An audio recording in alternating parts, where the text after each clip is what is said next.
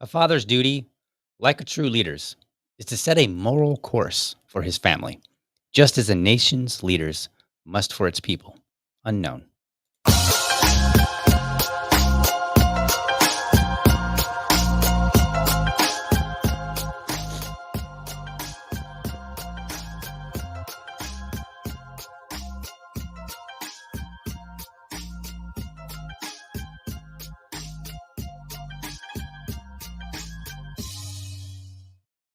All right. Good morning and welcome to another episode of the Liberty Dad podcast, a discussion on politics and culture. I'm your host, DL, America's most objective libertarian. If you're tuning in live, thank you so much for giving me your time so early. All right, folks, today is Friday. That means it is time for Dad Talk. And today I have a dad. Joining me this morning is former president, former Libertarian Party candidate for vice president. Get that all out. It's a mouthful. Mike ter Maat. He joins me as a fellow dad to discuss being engaged in politics as a father. So please give a nice warm welcome to Mike ter Maat as he joins the show today. Mike, how are you? Let's get you unmuted there. Hold on.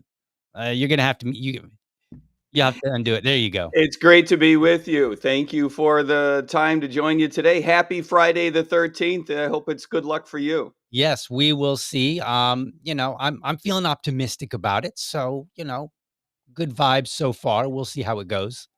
So, how are you today? You're off to a running start. I'm not going to interrupt your good luck. All right, awesome. That's awesome. How are you today? Doing absolutely as well as can be expected. I haven't spoken to my kids yet today. Okay. But it's Friday the 13th, so I expect to spread all kinds of good luck when I do speak with them. Gotcha. I have a 6-year-old, so even by the time the show starts, I have probably talked to him because he has been up, and it's you know how it is. They wake up, they rub their eyes, and then they ask you like a super serious, like deep question. Like we're going on a trip, and he's like, "Dad, what do I need for a backpack, and what do I need for this?" And he's like planning details, and I'm like, "Let's talk about this later, buddy." Yeah, and in the middle of it, what's a vegetable? Right. So yeah, they're like, No, I'm well aware. The reason I haven't spoken to my kids yet is because they're in their 30s and all over right. the world. So "Oh, nice." it's a little bit trickier to track them down. I'm sure they're off somewhere planning my grandchildren, but so far I see no evidence that they're very good at this. Right. Well, maybe what they're doing is they're like, let's keep dad waiting. And if he keeps waiting, he'll keep living. So maybe that's the plan. I don't know. Maybe that's the plan. They come up with an excuse that's Right. different every month. Right. So, all right. So you have kids. I have a kid. We're talking about, the intersection of politics and being a father. So let's go back. I mean, your kids are 30 now. Let's go back when you were a younger dad. Were you as interested in politics as you are today? Yes, and probably for different reasons. As a matter of fact, that's an interesting question. You caught me a little bit off guard. That's my job. My son came along in November of 1992, my Right. first kid, right? Mhm. That's a that's an important date because it was about 6 weeks. What am I saying? I can't do the math this early in the morning. It was about 3 weeks Mhm. after losing the election. I had given up my civil service job in the White House as a low-level, you know, bottom rung economist Mhm. to join the reelection campaign for George Herbert Walker Bush, Mhm. thinking that that was like taking candy from a baby, right? There is no way we could have lost that election. Right. We that would have been in essence the fourth Reagan term. President Bush had just won a war in the minds of most Americans. Mhm. He was not an unpopular guy. The economy wasn't necessarily going our way, but things look pretty good. There's no way we could lose that, especially against a guy like Bill Clinton. There's no way a guy like Bill Clinton could possibly win an election. So Mhm. we were feeling pretty good about this. And by the time we got to November of 92, Mhm. not only was I out of a job, but in 3 weeks, I had everything that you would call a family and still no job. Mm. Wow, that and so how did you how did you feel as a man?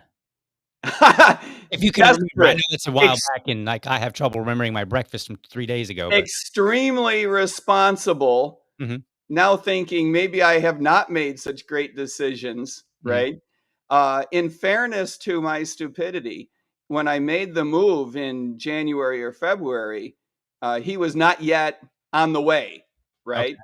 Okay. So yes, I made the decision to move, then made the decision to launch our family, Right. thinking, this was greased. I mean, I was, 31, and if there's any 31-year-olds, actually 30 and a half, if there's any 30-year-olds out there, you know that you're still pretty young in terms of Yeah. making great decisions.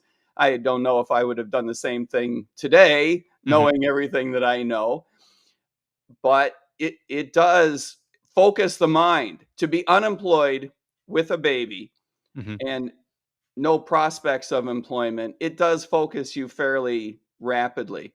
And I Right. do remember when that first phone call finally came in with a job offer in December.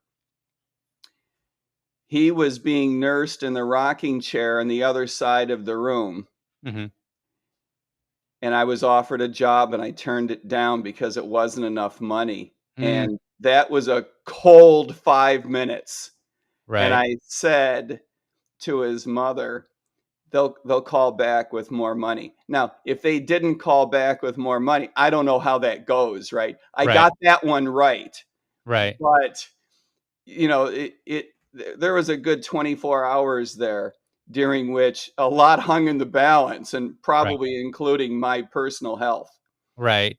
That's pretty wild. So looking back at that particular if you were to go back and talk to younger Mike ter Maat and even knowing that you did end up getting the job just with your, seasoned attitude today, would you look back and say, "Hey, yeah, definitely make the decision," or would you say, "Don't do that, bro. Fine, take the job." I honestly don't know what I would do. Okay. Um, you know, when you're younger, you're a bit more of a risk taker, and I don't Mhm. think that's a bad thing. It Right. was a huge risk to give up the job and leave the White House in the first place. It was a huge risk to try to outweight my new employer for more money. Mhm. That is the attitude of a 30-year-old. And I would hate to change that about the 30-year-olds out there. Right. My message as a 63-year-old is you got to go for it, Right. right? Would I put my pension or my social security check or my 401k at risk today, being 63 and maybe not as big a risk taker? Yeah, I would. And I Okay. did it a couple of years ago. Alright.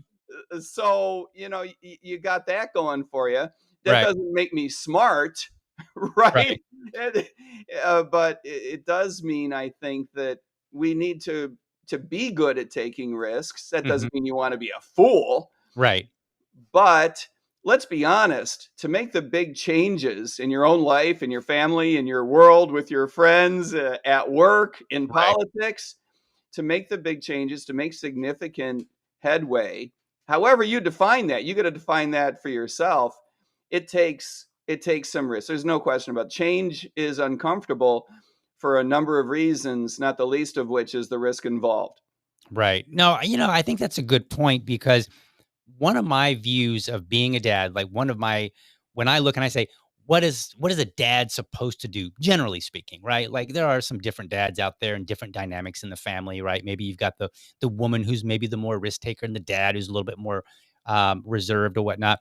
But I think in general, dad's duty is to teach their children to not be afraid of risk, but at the same time, let's take wise risk. Like, let's not just go jump off of a bridge with a trash bag and call that base jumping. Like there's a right way to do things that are risky, and there's a terrible way to do things that are risky, right?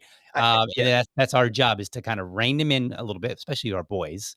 So that's Especially one. our boys who tend to be a little bit on the risky side anyway. Right, I think that that is correct.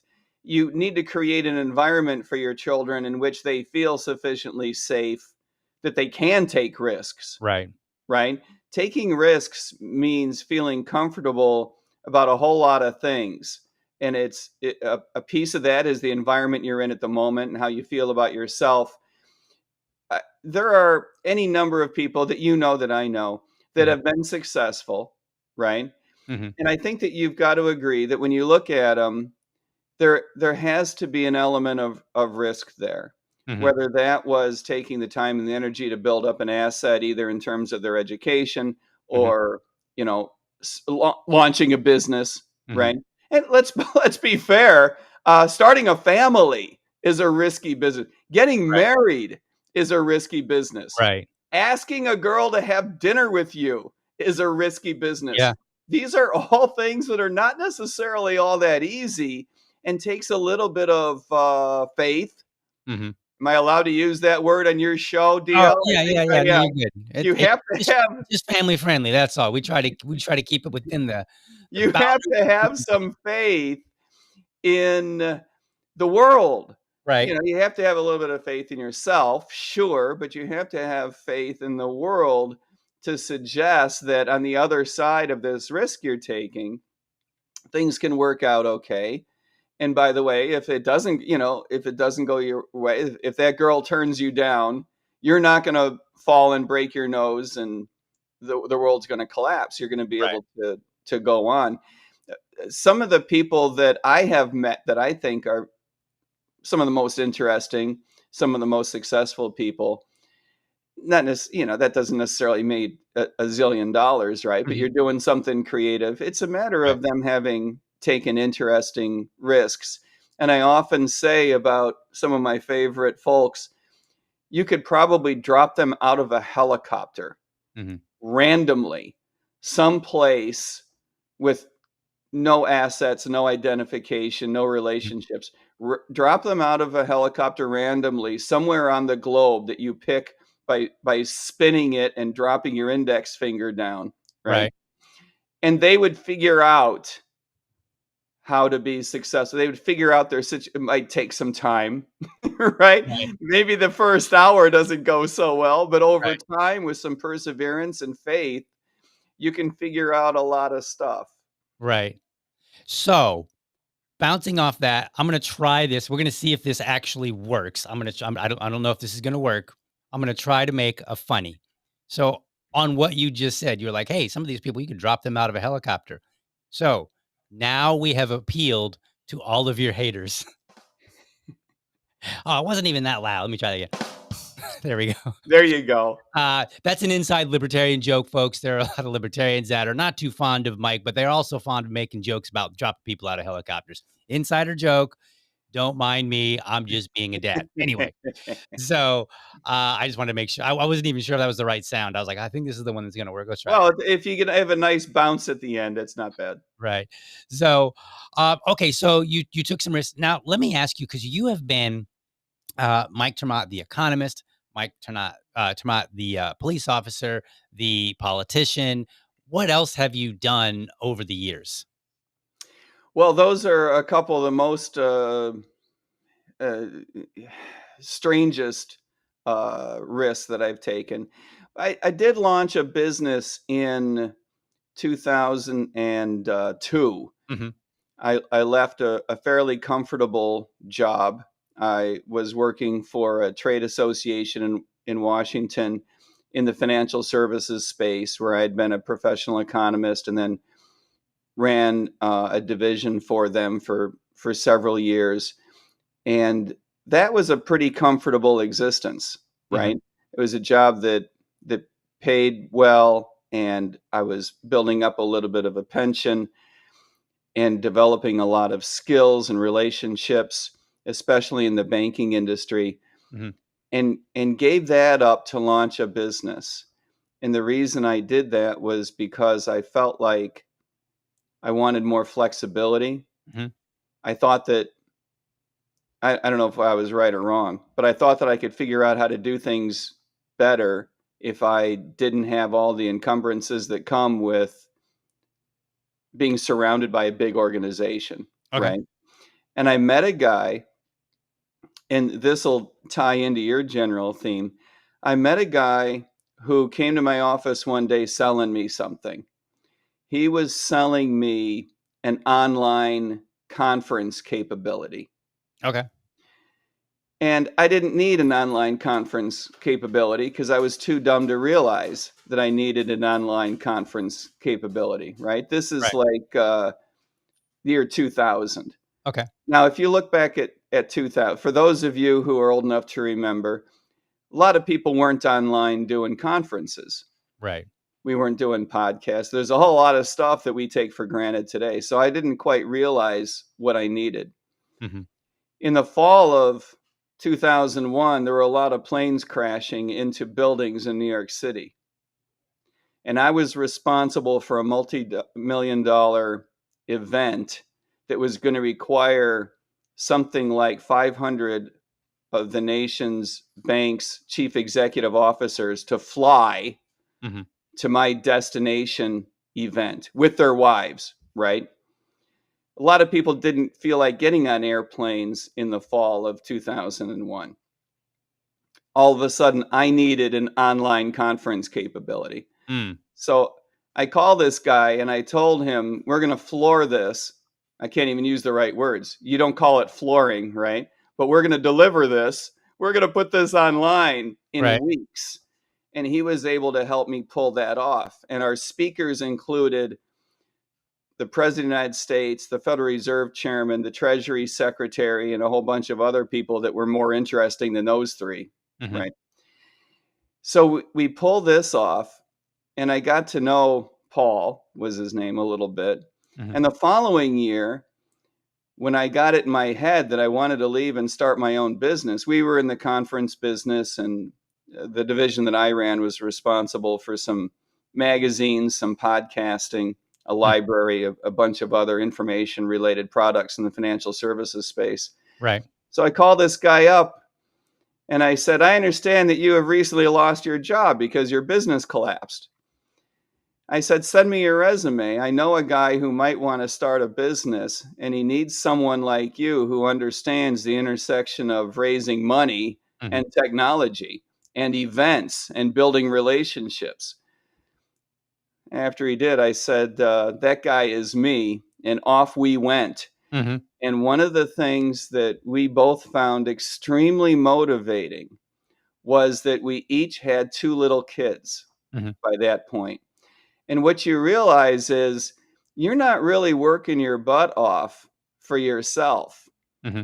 There's a little bit of that, but let's be honest. If you're, I guess we were 40 at the time. We were both about 40 and had two kids.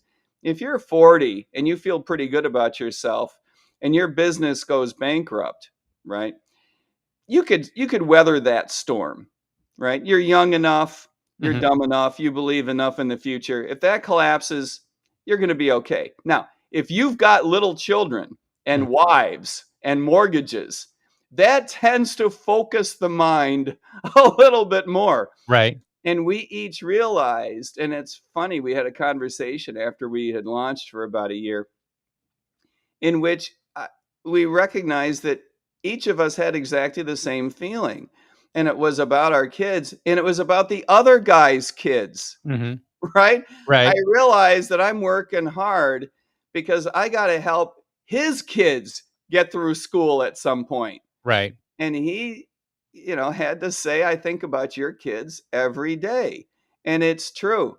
When you're a dad and you're in business with another dad, you're thinking about all of the kids that you need to support one way or another. And you do. You work harder. Sometimes failure is not an option. Right.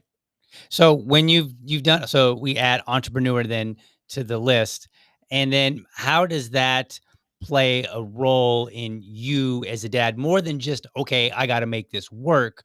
Like, you go home, like, does it do you learn lessons from these that you can take home and apply, or is it kind of separated, and you're like, you're getting your lessons maybe elsewhere, or, kind of like beyond just the this can't fail.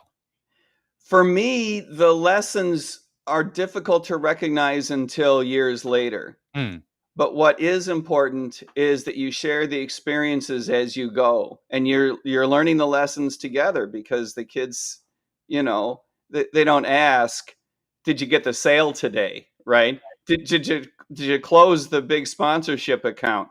Uh, did you get the contract with the Marriott that you want? They don't ask questions like that. But I worked from home, so did mm, my partner. The kids get to see you working, they get to see you working hard, they mhm, get to see the intensity that you bring. Those are important lessons because they realize at the end of the day what it is that you're about.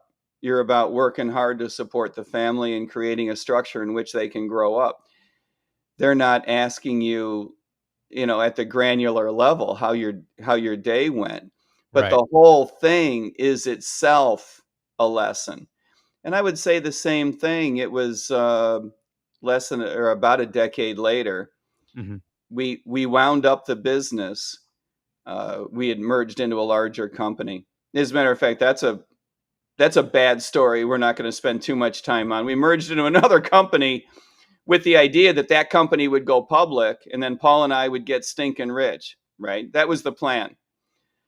And we merged into another bigger company, and that company went bankrupt. So no, we didn't. Not only did we not get rich, we didn't even get you know, we didn't get the fruitcake at the end of the year. It was right, just done, right? And I taught economics at a couple of universities for a couple of years, and mhm, then uh, went into the police academy. Something that I had always wanted to do. I just put it off, put it off, put it off, put it off, and I realized, turning 49 years of age, if you put that off too many years more, you might be what the youngsters would call old. Now, when mhm, I was 49, I was obviously extremely young. But if right, you put that off another decade, you're starting to stretch the limits of credulity. So right, I finally gave in to the urge, went into the police academy. Holy cow, does that ever spawn conversations in the family, right? right, Those are instant lessons. Lessons about risk taking, lessons about doing things that are outside of your comfort zone, mhm, lessons about motivation. Why are you doing this? right. Because it So doesn't seem like something you would do if you were interested only in preserving your own comfort zone. right. So I guess the interesting question I have is, it seems like from my perspective, and maybe you can offer something different here. Seems like economist, police officer, entrepreneur, politician.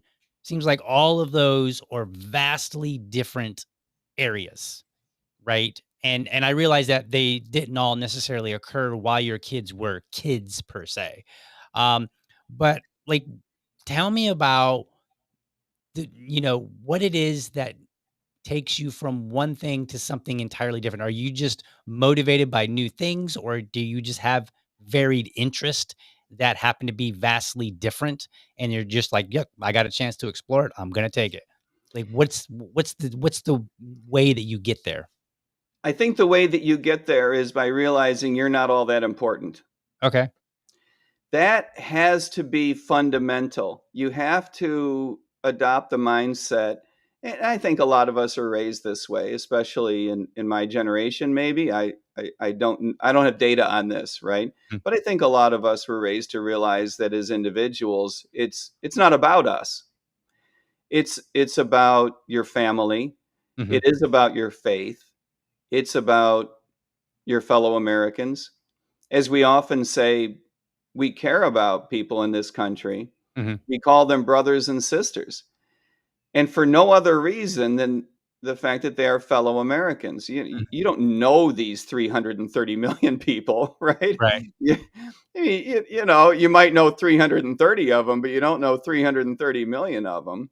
And you care about them anyway. You care about them only because they're Americans. Once you Mhm. realize that you're relatively unimportant, you begin to realize, even to yourself, you're Right. not that important, right? There are a lot of people out there, and probably individually, but certainly collectively, they're more important than you are, and they need to be more important to you. Right.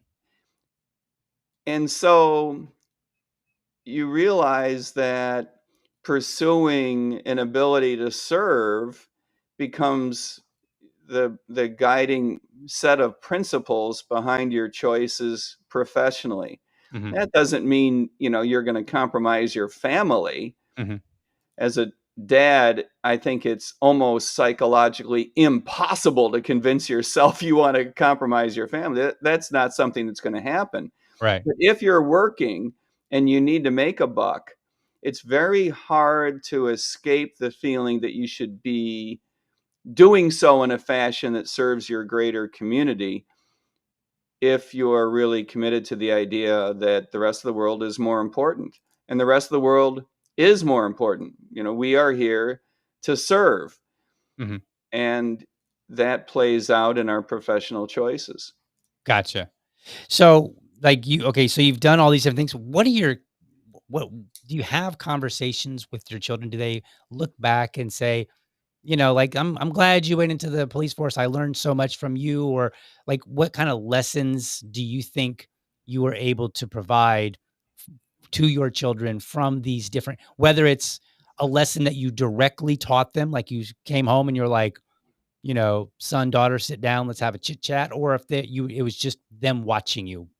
No, it's watching. Mhm, They pick up a lot more based on what it is that you do. mhm, In fact, the conversations that I have had with my kids in the last several years about that sort of thing, and we don't have a lot of conversations that are explicitly about my career. mhm, They still don't find it all that fascinating, but it revolves around, yeah, that was weird. They notice the big changes. mm, That was something. It's not like they didn't notice. right. And then you see their ability to comfortably make change. And that's what makes me feel good about the experience. Mhm, My daughter is a very well paid, very professional person working for a consulting firm in Washington, D.C. mhm, And there are all kinds of crazy ideas that go through that girl's head every week. mhm, And I don't want to go too far down that road to protect her privacy. And just in sure, case her boss accidentally listens to this podcast, I don't want him to know that she's got all these creative ideas that don't necessarily include him and his firm, right? right. But she's a very creative, outside of the box thinker, and that has served her well professionally. But if that job should ever go south, wow, she's got an entire portfolio of creative ideas that she would like to explore, and they don't all include going to work for a competitor, right? Mhm, And my son lives abroad. I'm going to try to protect his privacy a little bit here as sure, well, but he lives abroad. He's traveled all over the world. So has she. She's fixing to go to Italy in a couple of weeks. She has traveled abroad with me. mhm, They both have. and I should say they each have. We have gone as a family, we have gone individually. I personally have been in something like 35 countries, and almost every time was with one or the other of them, or both. And they have watched from a distance as I went backpacking through Latin America on my own, which was probably a trip that was well designed not to include them. Mhm. But I've been all over the Middle East with my son, and around Europe with my daughter, and they are quite comfortable traveling on their own, Mhm. exploring, and even working. My son is working abroad. He has worked in 3 or 4 different countries already, and sometimes those are fairly professional jobs, and sometimes they're not. Mhm. And he is able to forge relationships and build himself a community in a lot of different places. As I said, metaphorically, having been dropped out of a helicopter, Mhm. and that is something that uh, I think has to be cultivated. It's not something that necessarily comes naturally. So they pick that up. You don't have to tell them. They pick it up. Gotcha. Yeah, and it's mine is 6, so, what I can just glean from him and what he's picked up is really at this point just the things that you don't want him to pick up necessarily. That one, just that word that you say sometimes, when you don't think he's looking, and then he says something. Like here's a little more lighthearted version of that. The other day, he's like, "Dad, I know your code to your phone," and That's hysterical. he's You like, better change it. right, he's like, "It's this, this, and this." And I'm like, "Okay," and then Yeah, we it have won't be tomorrow. right, and then we have a tablet which has it doesn't have a numerical code. It has a swipe, with the bubbles or whatever, and you swipe and make a pattern.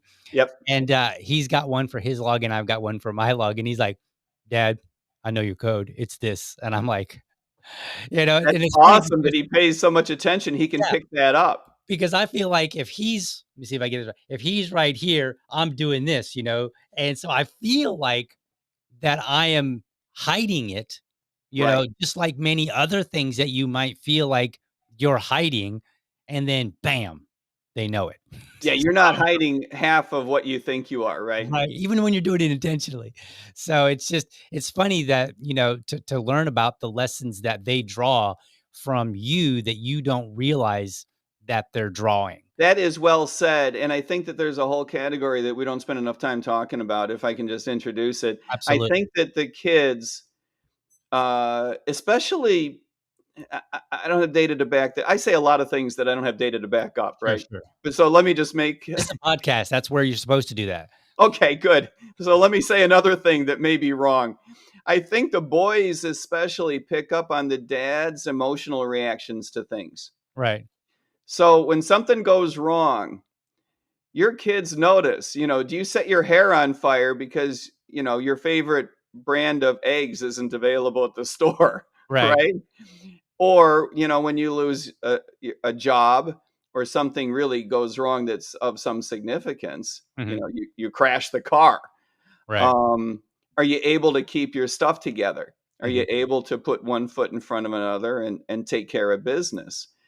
And believe you me, those things happen. I've Mhm. been through car crashes with my kids, and thankfully, uh, including injuries, thankfully everyone was okay. But showing up with a calm presence Mhm. matters. Right. Not only to calm down the situation, but to show them that you have faith that things are gonna be okay on the other side of it. Right. And that's a very difficult set of lessons to convey verbally. You've got to live that, right? Right. And so your ability to keep your emotions under control and also to be emotional, that doesn't necessarily mean you've got to always be stoic. Show what's important to you. Mhm. When something goes wrong and it matters, I think it's okay to be a little bit upset. Make Right. sure it's over something important though. Yeah. Yeah, absolutely. It's funny, you know, I think at the 6-year-old range, like the early childhood, that area is a lot about, like, your reaction to what they're doing, right? And I think, and again, because, he's only 6, and so I haven't gotten there yet. I think as you get older, it's more about your reaction to the world around you, but probably, that all the time anyway, but it just, because, like, I'll see him, and there have been times where, I mess up and he maybe bumps his head, and I'm like, "Oh, are you okay?" And then that ruins it. Like, we were probably gonna go down a good path, but I ruined it by not saying, "You alright? Alright, keep playing." Right? Exactly. No, that is the perfect example, good for you. Which is, of course, why losing a baseball game can be more impactful in terms of developing lessons than when Mhm, you win the baseball game. But you gotta have both. You mhm, got to be able to show the kids that you're gonna keep going. And I think you're right. There is a turning point. Maybe it's around high school when they try to figure out what kind of an adult am I going to be? What kind of a man am I going to be? What kind of a woman am I going to be? And they start looking at their parents a little bit differently. That is where, of course, they enter the periods of time during which they're irritated by their parents mhm. and they're embarrassed by their parents, but they are nonetheless watching because you are their primary example. Right. They may not always want to emulate you, but they are looking to you for examples. And of course, in our family, like a lot of other families, the funniest is embarrassing the kids. And I was always the dad that went out of my way. I still do to Mhm. embarrass my kids. Right. And it's not only yeah, maybe half is because I have just a sick, messed up sense of humor. That I recognize that. But Right. there's another lesson, and that is I don't mind the world seeing the fact that I so prioritize the the unmistakable fact that I'm in love with my children Mhm, over anything else, that nothing else really matters in terms of being embarrassed, right?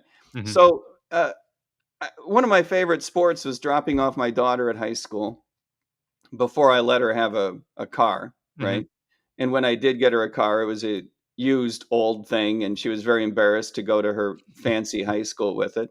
But that's okay. One of my favorite things to do would be to drop her off in the morning and to see from what distance she could still hear me say I love you. Mhm, Well, over the months, her sophomore year of high school, it progressed to she would be on the other side of the building in the courtyard mhm, and could hear me scream from the car, mhm. right?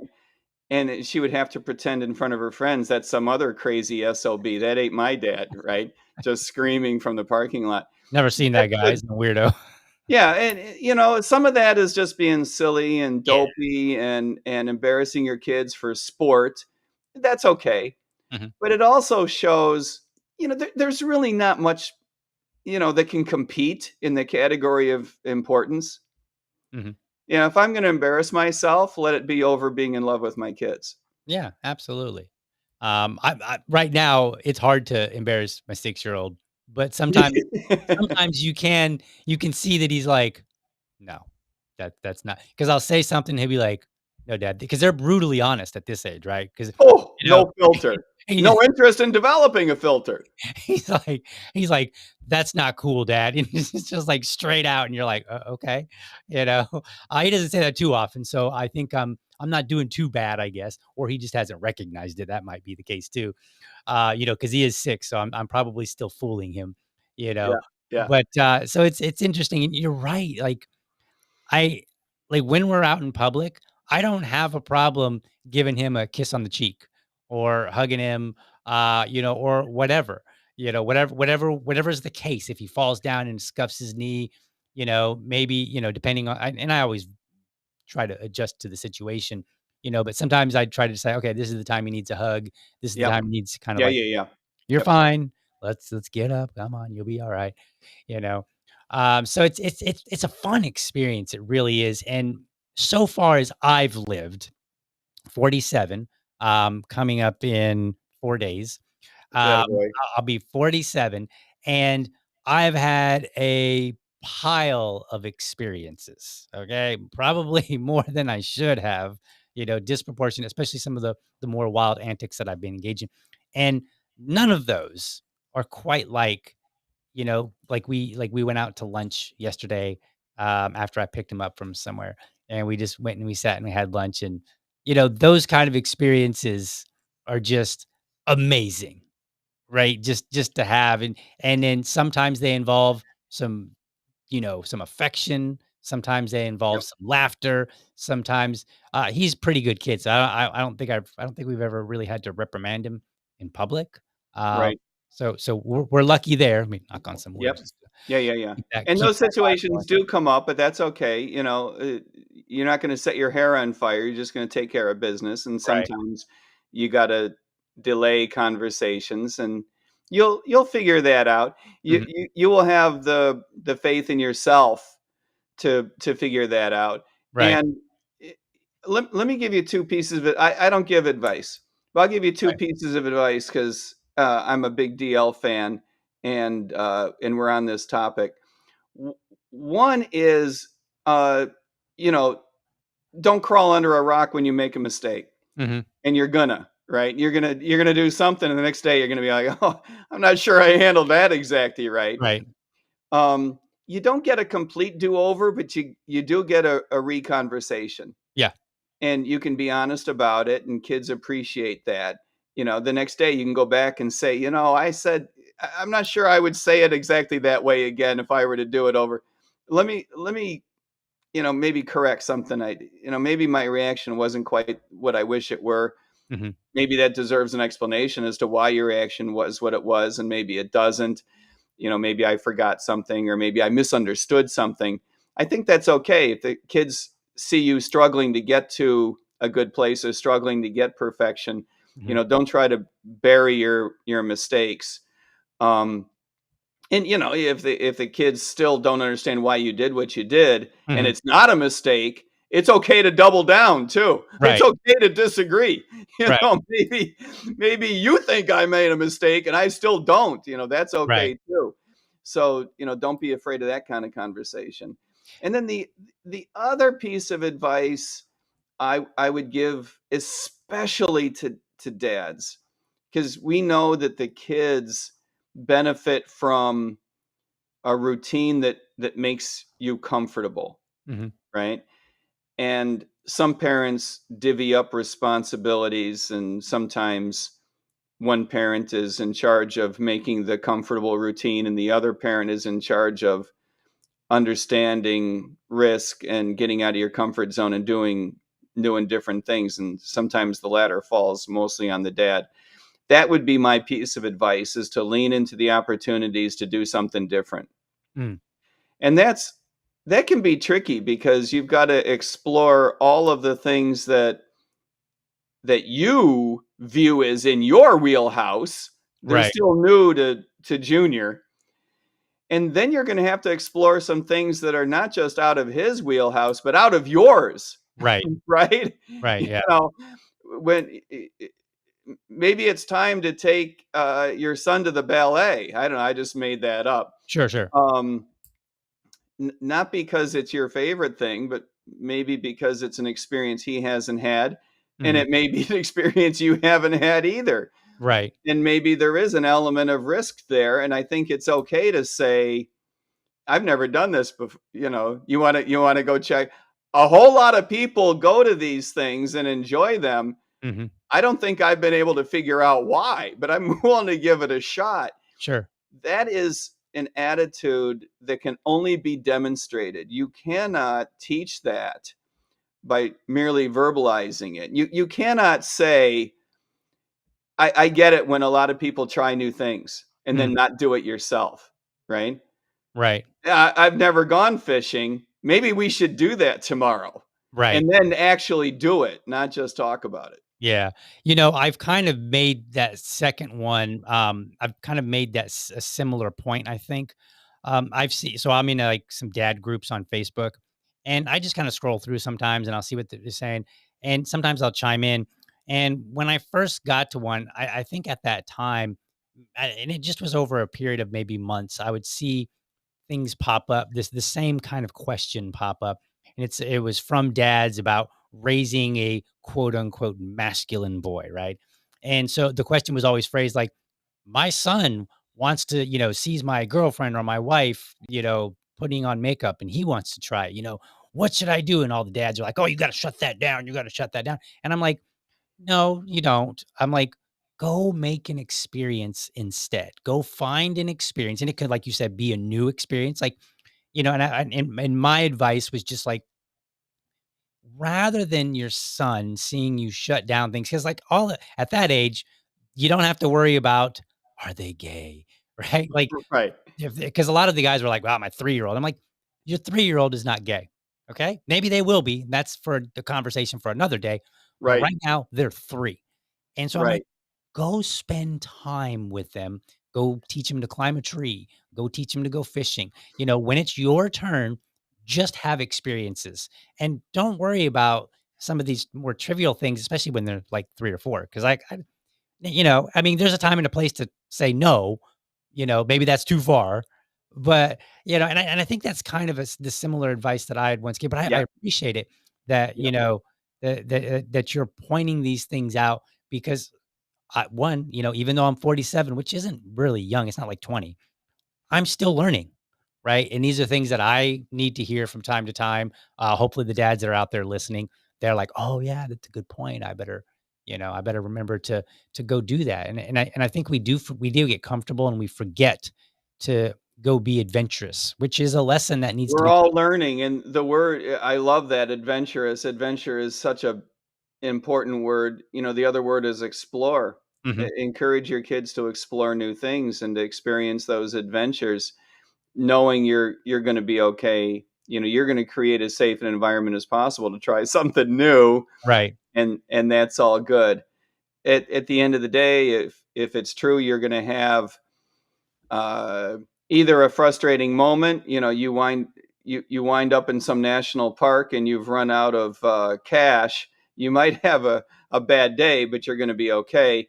And if you wind up a couple of times over the next 18 years in the emergency room, you're probably going to be okay too. But Right. that, none of that should suggest you're not going to continue exploring and Right. experiencing those adventures.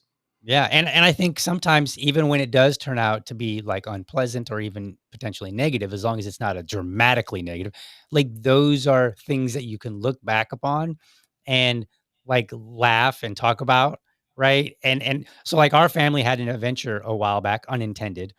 It was The over best here. kind. Oh, Yeah, as a matter of fact, sorry to interrupt. yeah, I think that adventure implies definitionally some unintended consequences. If right. it's all planned out, I don't think that and goes according to plan, that doesn't sound too adventurous. Yeah, no, this was definitely not planned out. We took him out trick or treating, and a lot of cities they'll say like, "Oh, bring the kids here. We're having this big event, and all these vendors are going to come." And it's kind of like, just like a nice way to almost allow like the local businesses and organizations to promote themselves, but at the same time, give your kids some candy, Yep. right? So we parked, we went through, and we came back out, and our car was not there. And we were like, but there was a police officer there blocking off entrance to this parking lot. And we were like, what happened? And we talked to the officer and she was like, oh yeah, I saw your car got towed. She goes, I'm parked here to try to prevent the tow truck from towing people, because technically they can. But so she was actually doing a service, but she got there a little bit too late for us.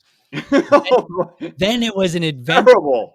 We had to take an Uber and we had to go to the other side of town. This is at night, and we're in an area that, I wouldn't say that there's No, it's the area where they put tow yards, not the yes, area where they put yes. places where you'd wanna live. I get it. Yep.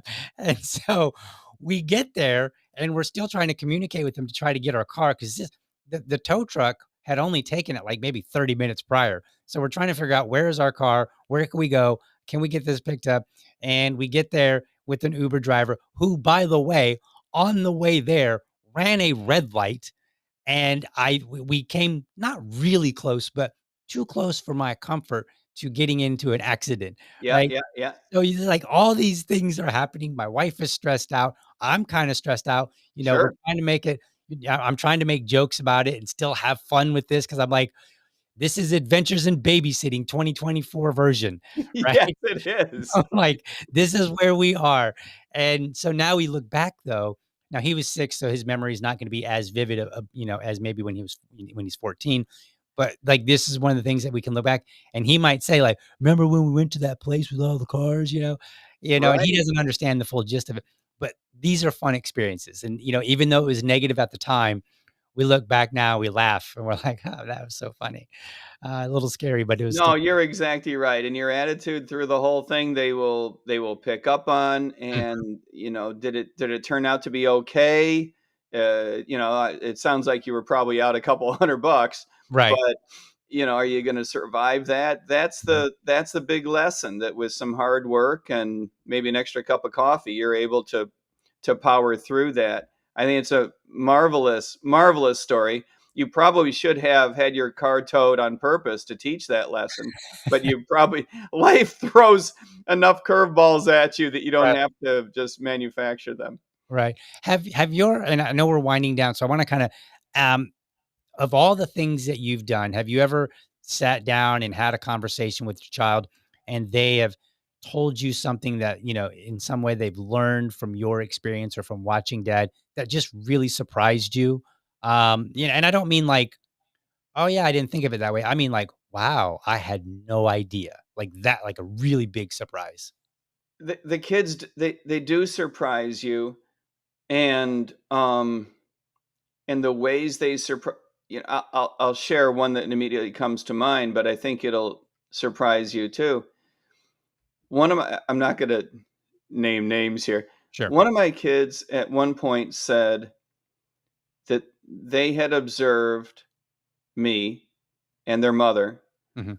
working incredibly hard Mhm. for decades, and they respected that and didn't want to do it themselves. Like, and you're on the edge of your seat, like, and I want to be just like you, right? And it Right. was, no, holy cow, that Right. yeah, good for you, but I'm not Not for taking a me. bite of that apple. Right. And it's just funny that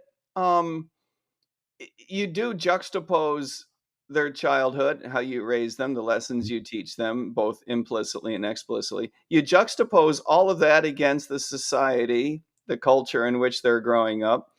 We have to, I personally have to accept the fact that the environment in which I grew up in the 60s and the 70s, I was born in 1961. Mhm. The environment in which I grew up was economically and socially and culturally significantly different than the environment in which the kids grew up. Mhm.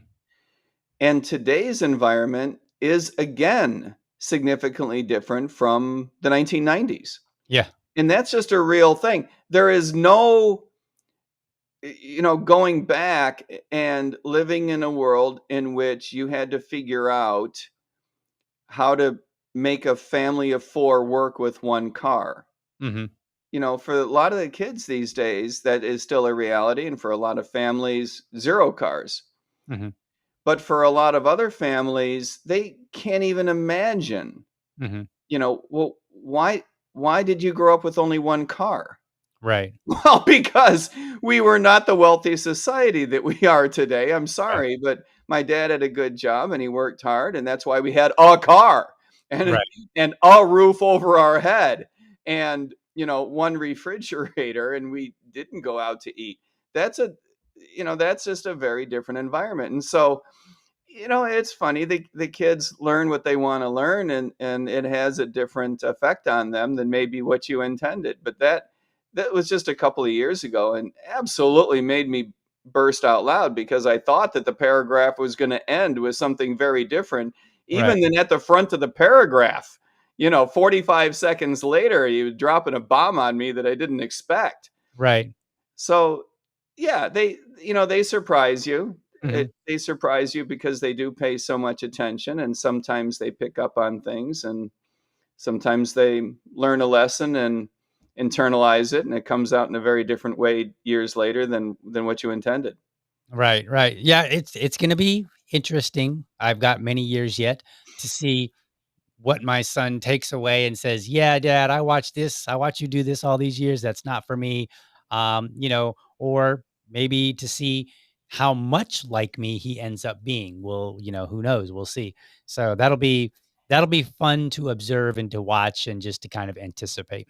We're going to close down here. So, final words to all the dads out there. What would you say in general, whether they're a young dad or they're getting in their old dad age like me? What would you say? What's your final words for them? Live your life and share it with your kids. You're living your life for yourself, for your entire family, but share with your kids why you make the decisions that you do. Don't be afraid to take some risks. You're Mhm. building an environment in which they can be safe taking risks, but if you don't show them the decisions that you're making, you're depriving them of the opportunity to learn not only from your successes, but from your failures, your Right. endeavors to work very, very hard, and be willing to share with them your sense of commitment and your sense of priority, because it is the way that you live your life that is the vehicle through which you teach them the most important lessons. Gotcha. That's awesome. I appreciate it, sir. All right, I'm gonna put you backstage, and then I'm gonna have my closing here. If you're still here when I get done, we can chit chat after the show. If you got to go, I totally get that. So, but Mike, thank you so much for being on the show. And by the way, you are still a public person. How can people find you?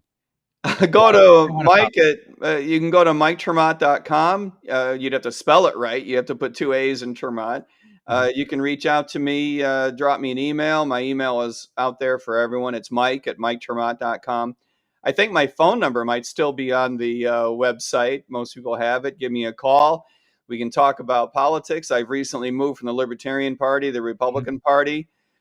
Speaking of taking some risk and living your life, if anyone Right. wants to talk about that, happy to do so. And the responsibility that I think we all bear in terms of how we pursue politics, that's a conversation that we need to continue to have all day long and for the rest of the decade. Awesome. Well, I appreciate it, good sir. Thank you so much. I'm gonna put you backstage for now, and then we'll see where you are if you're back. Take care. All right, folks. That was my show today. I hope you enjoyed it and you found it of value. Uh, by the way, every Friday, I have a dad on if I can, right? Like I try. Or if I can't, then what I do is I will talk about dad related stuff. So Fridays is my day to get away from politics. We can be angry and critical Monday through Thursday, but Friday, dad talk day. So if you're a dad or you know a dad, and you got a topic that you can talk about or that you love talking about in the context of raising your kids, reach out, let me know. You can send an email to libertydadpodcast@gmail.com, or probably the best way to find me is on Twitter, libertydadpod. Go find me there on Twitter, on X, and reach out and just be like, yo, I'm a dad. Let's do this. But otherwise, I will see you guys Monday. Thank you for watching, and I hope you found this episode informative and inspiring. Be sure to catch me Monday through Friday, 7:30 a.m. for an informed discussion on politics and culture. Make sure that you're subscribed to my YouTube channel, or if you prefer my Rumble channel, you can go to youtube.libertydad.com, or you can go to rumble.libertydad.com. While you are there, let me know how I'm doing by leaving me a comment. You can also become part of the community by heading over to libertydad.locals.com. Remember, if you're a champion of liberty, your business is people and your product is liberty. I want you to have a great week. Catch you next time. But for now, I'm out.